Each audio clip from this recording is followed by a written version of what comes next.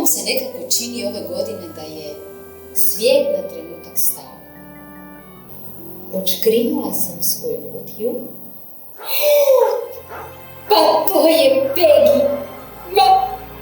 Peggy je moja prva igračka.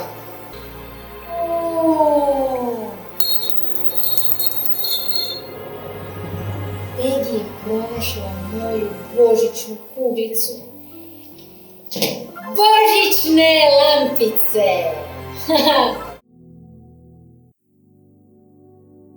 Voli vas baka Božićnjak.